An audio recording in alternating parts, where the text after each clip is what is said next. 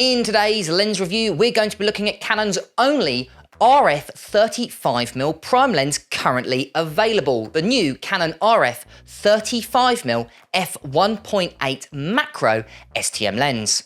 And I'm going to start right now.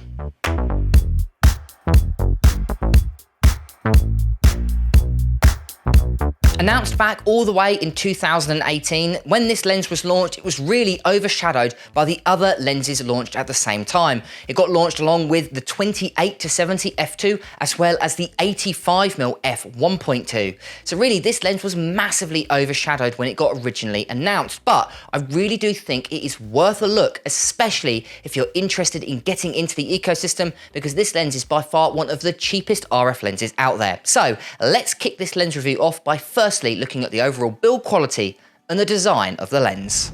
Now, like with other RF lenses, they've gone from a slight redesign over their EF equivalents, coming up with a few new features as well as removing some features as well, which is definitely noticeable on the body of the lens. Now, this lens has 11 elements in 9 groups, which actually makes it a fairly simple optical formula versus other lenses on the market, as well as thinking it has image stabilization and also a macro ability. Now, on the side of the lens, you've got 2 switches. You've got an autofocus to manual focus switch, as well as an image stabilization switch, which you can turn on and off. Now, also on the side of the lens, you've also got a focus ring as well as a control ring. Now, something I like with all RF lenses is they offer that control ring. This one is clickable and it allows you to change some functions within inside of the camera. I've got mine connected to white balance, but you can have it connected to pretty much anything. I know a lot of people having it connected to aperture. Now, the focus ring is fairly smooth, but it's not the best, and it's electronically coupled to the focus motor. So there's no clutch mechanism involved, which can make it a little bit difficult to use. There's also no focus window as well. They've also removed that, which I did like on previous EF lenses. So it's a great, well-made lens, but it is missing a few features that I like, especially when it comes to macro. It also has no weather sealing, so that's definitely something if you're going to take it into a moisture-rich environment or maybe into a desert, that's something you do have to be a little bit more careful of versus other lenses. As well, no lens hood or pretty much no accessories. If you open the box, this is all you're getting. You're getting the front, rear lens cap, as well as the lens, and that's it. So if you're after some nice accessories like what Sigma offer, you're not going to be getting it with this lens. So overall, I think it's a really good, well-designed lens, but not the best I've ever seen. So because of that, I'm going to be giving it a solid 8 out of 10. Right, so let's move on to the all-important image quality. When we're looking at a lens, image quality, to be honest with you, is probably the most important thing to take into consideration.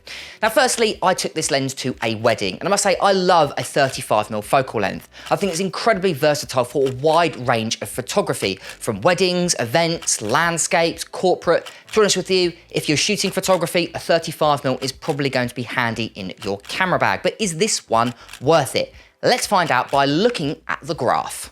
Right, so wide open with this lens at f1.8. If we go ahead and zoom into the corners and into the center, you can see the center is nice and sharp, razor sharp straight out of the gate, which is a really good point with this lens. And if we look over to the corners, you know, they're a little bit softer as well as a little bit darker. Definitely something to mention. Then if we step down to f2, you'll notice the corners don't make a massive difference between the two, or grant you it's only a 1/3 of a stop difference. Then if we step down to f2.8, they get a little bit brighter and a little bit sharper, where the center is staying nice and sharp. And same with f4 as well as f5.6. Where you do start really noticing a difference is at f8. I noticed the corners really do sharpen up and it becomes an amazing lens. So yeah, highly recommend shooting at f8 if you can, especially when you take into consideration macro. But anything more than that, f11, you'll notice diffraction does start to take shape, softening the image overall, and then that's really noticeable at f16. So if you're going to use this lens, I recommend using it between the apertures either at f2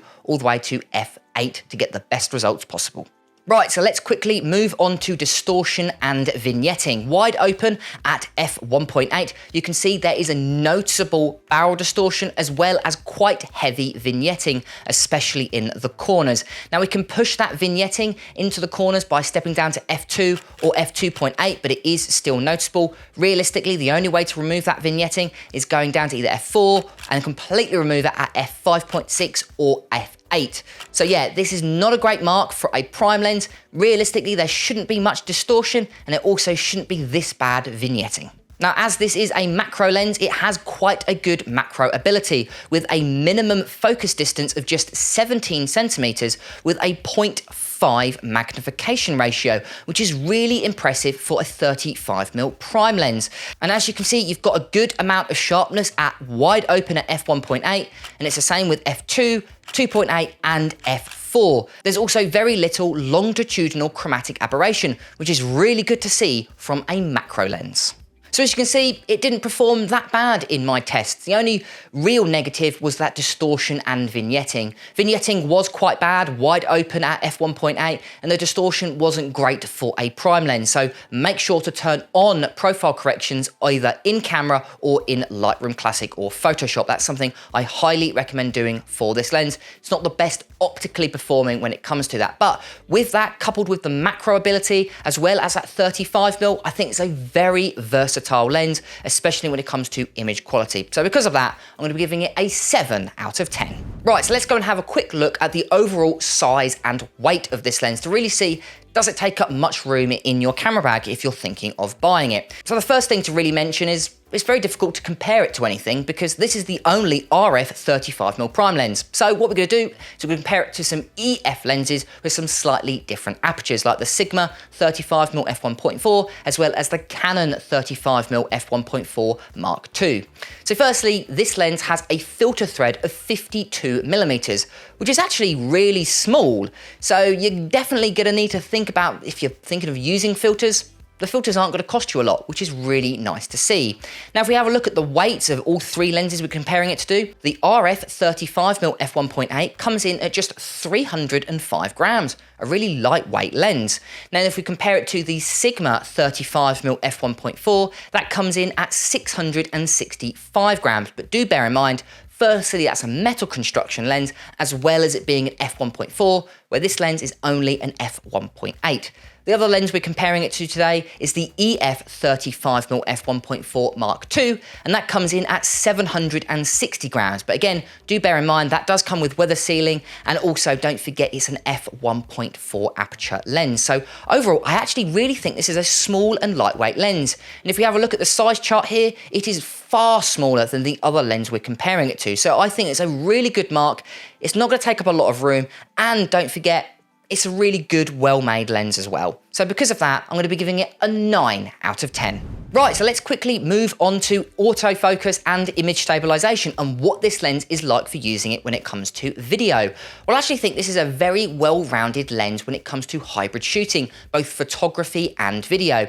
Now, this lens has a stepping motor, doesn't have an ultrasonic motor, so it does make a little bit more noise than you were expecting. It's also not the fastest lens I've ever used when it comes to autofocus. It doesn't really miss much, as you can see by some of these videos here, but it isn't the fastest I've ever seen. But the image stabilization is really impressive. 35mm focal length, there might be slight wobble, and this pretty much cuts it out with up to 5 stops of image stabilization. So if you're thinking of using this lens for video, I highly recommend it. And if you're a hybrid shooter like me, and you're just after a nice, sturdy 35mm prime lens, then this lens is highly recommended. The only real downside is the fairly slow, leisurely autofocus system. It's not the slowest, but it certainly isn't the fastest. So because of that, I'm going to be giving it an 8 out of 10. Right, so let's quickly move on to price and have a look at other lenses on the market to really compare the price to work out, is this lens really worth a spot in your camera bag? So this lens here comes in at £529, but secondhand, you could find it between £400 to £500, which actually makes it really good value for money. You think you're getting a 35mm focal length lens, a prime lens with image stabilization, pretty much the only lens I could really find out there. This is really good value for money. So let's compare it to the Sigma and other Canon lenses out there. So if you compare it to the Sigma 35mm f1.4 Art Series lens, don't forget that's an EF lens, that comes in at £649, but you'll be able to get it secondhand for around £300 to £400.